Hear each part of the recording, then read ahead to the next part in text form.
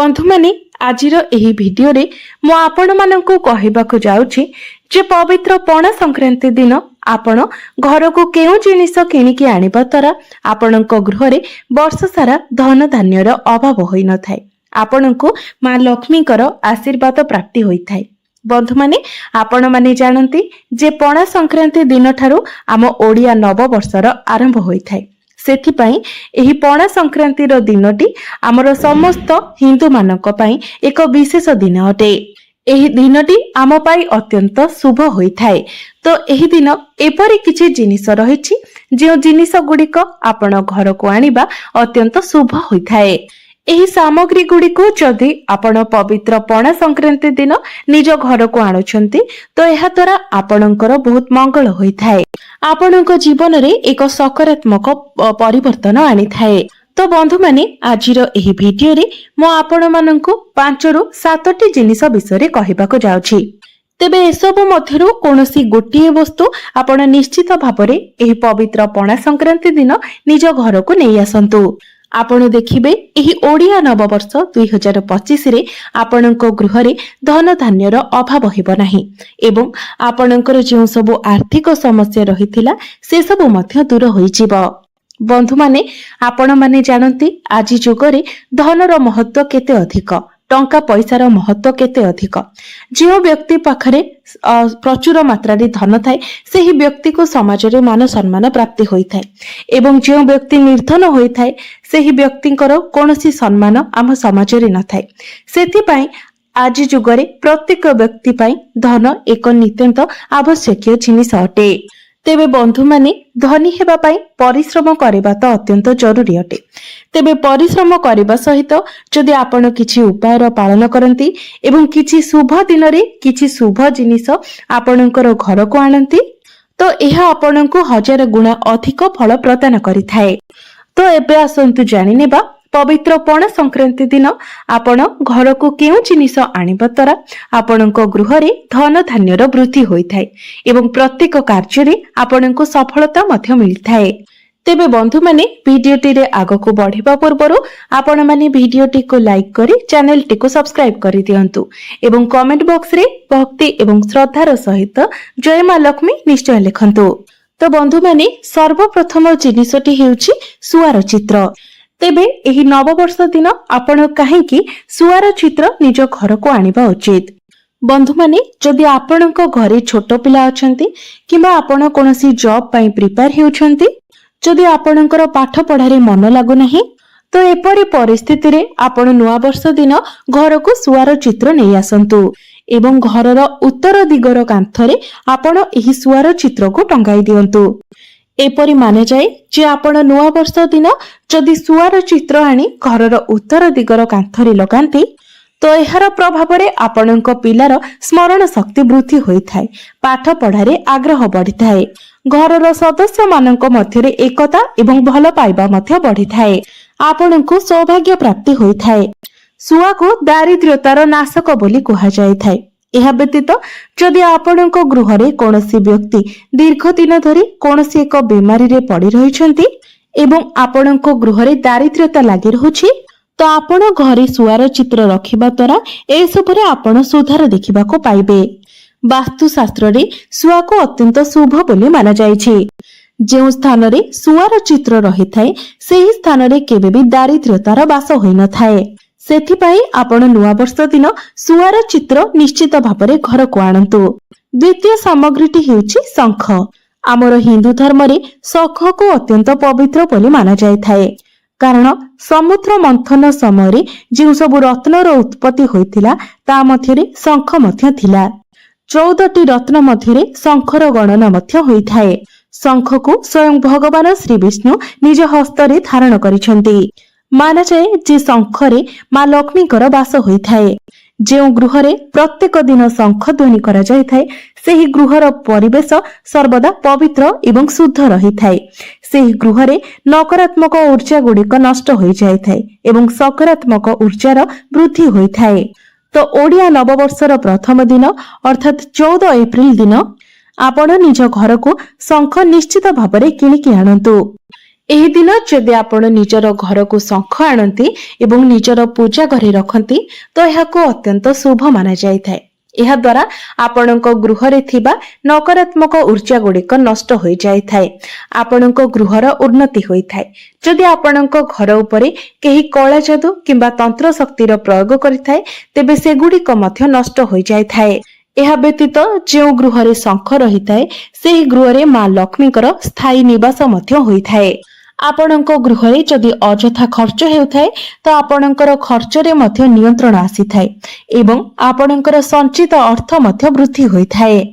ତ ଏହି ଦିନ ଆପଣ ନିଶ୍ଚିତ ଭାବରେ ଘରକୁ ଶଙ୍ଖ କିଣିକି ଆଣନ୍ତୁ ଏବଂ ପୂର୍ବରୁ ଯଦି ଆପଣଙ୍କ ଘରେ ଶଙ୍ଖ ଅଛି ତ ଏହା ବହୁତ ଭଲ କଥା।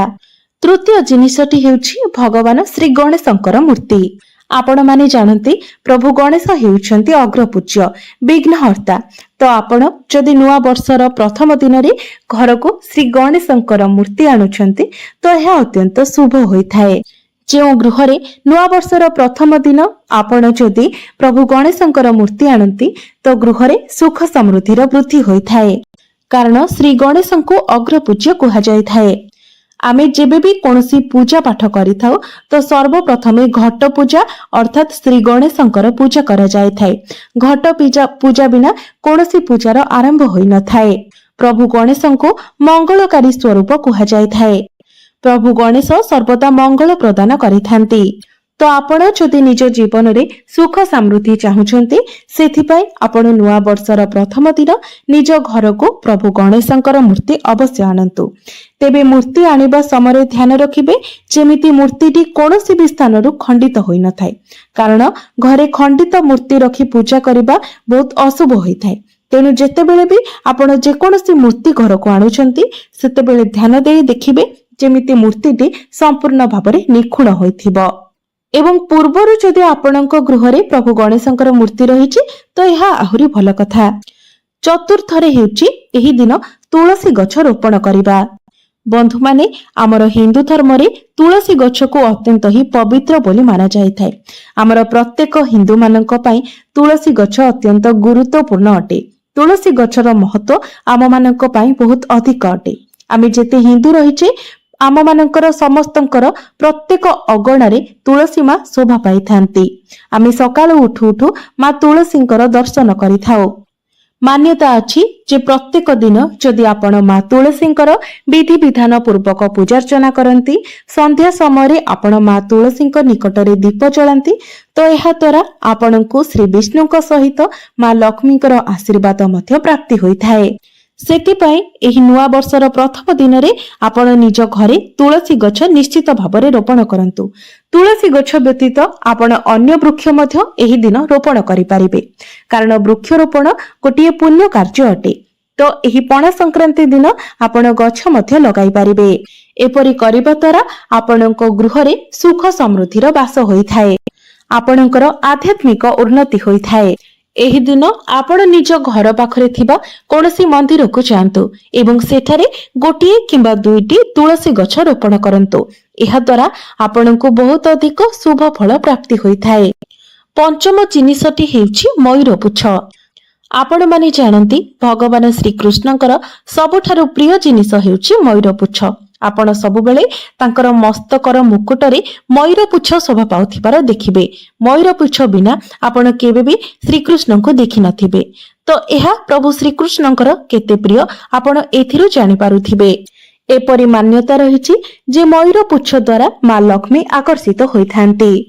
ତ ଏହି ପବିତ୍ର ପଣା ସଂକ୍ରାନ୍ତି ଦିନ ଆପଣ ମୟୂର ପୁଚ୍ଛ କିଣି ନିଜ ଘରକୁ ଆଣନ୍ତୁ ଏବଂ ଘରର ଉତ୍ତର ଦିଗର କାନ୍ଥରେ ଏହି ମୟୂର ପୁଚ୍ଛକୁ ଆପଣ ଲଗାଇ ଦିଅନ୍ତୁ। ଏପରି କରିବା ଦ୍ୱାରା ଏହି ମୟୂର ପୁଚ୍ଛ ଆପଣଙ୍କ ଗୃହର ସମସ୍ତ ନକାରାତ୍ମକ ଶକ୍ତିକୁ ନିଜ ଭିତରକୁ ଟାଣି ନେଇଥାଏ ଏବଂ ଆପଣଙ୍କ ଗୃହରେ କେବେ ବି ଧନ ଧାନ୍ୟର ଅଭାବ ହୋଇନଥାଏ। ଆପଣଙ୍କ ଗୃହରେ ଧନ ଧାନ୍ୟକୁ ବୃଦ୍ଧି କରିବାରେ ଏହି ମୟୂର ପୁଚ୍ଛ ସାହାଯ୍ୟ କରିଥାଏ। ଷଷ୍ଠ ସାମଗ୍ରୀଟି ହେଉଛି ଚାନ୍ଦିର ହାତୀ।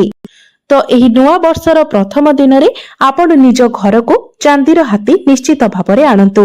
ଜ୍ୟୋତିଷ ଶାସ୍ତ୍ର ଅନୁସାରେ ଯଦି ଏହି ଦିନ ଆପଣ ନିଜ ଘରକୁ ଚାନ୍ଦିର ହାତୀ ନେଇ ଆସନ୍ତି तो आपणकर चाकरी एवं व्यापार क्षेत्र में आपनको बहुत अधिक उन्नति मिली थाए। गृह रे सुख एवं शांतिर वास होइथाए। जदि आपण चाहुछंती जे आपणको गृह रे सर्वदा सुख शांतिर वास हेउ तो आपण निज घर को चांदीर हाथी निश्चित भाव में आणंतु। सप्तम जिनिसटी हेउछि धातुरे निर्मित कइंछ।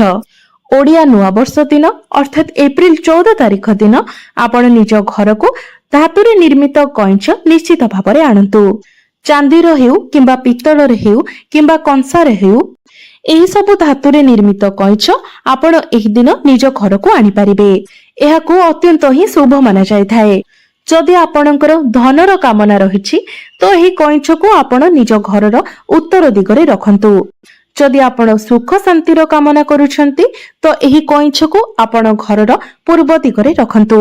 जदि आपण उत्तम स्वास्थ्यर प्राप्ति करिबा पई चाहुछंती तो आपण एही कइंछ को पश्चिम दिगरे रखंतु। तेबे बंधु माने आपण गोटिए कथार ध्यान रखिबे जे जेतेबेले आपण एही धातुर कइंछ निज घर को आणुछंती तो सर्वप्रथमे एहाको आपण गंगा जल रे स्नान करंतु।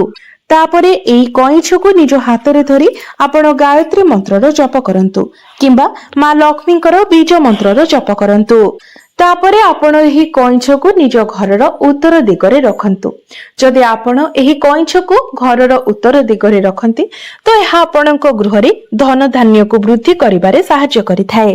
सप्तम जिनिसटी हेउछि गोमती चक्र।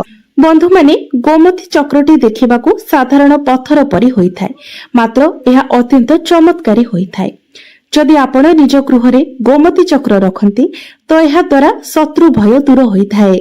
जदि आपण निजर सिंदूर डबारे गोमती चक्र रखंती तो एहा द्वारा आपणक स्वामींकर आयुष वृद्धि होइथाए। किंबा आपण एही गोमती चक्र को हळदिया कपड़ा रे बांधी निजर धन रखुतिबा स्थान रे मध्य रखि पारिबे। एपरि करिबा द्वारा गृह रे धन धान्यर वृद्धि होइथाए। एहा परे हेउछि लघु नडिया। जदि आपण एही पणा संक्रांति अर्थात ओडिया नववर्ष दिन घर को लघु नडिया आणंती तो आपणको गृह रे धन धान्य सुख समृद्धिर वृद्धि होइथाए। पूरा वर्ष आपणको गृह रे सुख शांति एवं वैभव बनी रहिबो। लघु नडिया को मां लक्ष्मींकर स्वरूप बोली माना जायथाए। श्री हेउछंती मां लक्ष्मी तो लघु नडिया को श्री बोली माना जायथाए। तो एही दिन आपण 11टी लघु नडिया को लाल रंगर कपड़ा रे बांधी निजर धन रखुथिबा स्थान रे रखि दियंतु। निज पूजा स्थान रे मध्य आपण एहाको रखि पारिबे। निश्चित भाबरे वर्ष सारा आपणको गृह रे धन धान्यर अभाव हेबो नाही। तो बंधु माने आजिर एही भिडियो रे म आपणको जेतोटी जिनिस विषय रे कहिली से सब मध्यरु आपण जे कोनोसी गोटिए जिनिस आपण निज घर को नै आसंतु, जहा द्वारा वर्ष सारा आपणको गृह रे अर्थर समस्या आसीबो नाही। गृह रे सुख समृद्धिर वृद्धि हेबो। तो बंधु माने आपनको जदि मोर एही भिडियोटी भलो लागि थाए तो भिडियोटी को लाइक करी चैनल टी को सब्सक्राइब करि देबे एवं कमेंट बॉक्स रे भक्ति एवं श्रद्धार सहित जय मां लक्ष्मी निश्चय लिखिबे।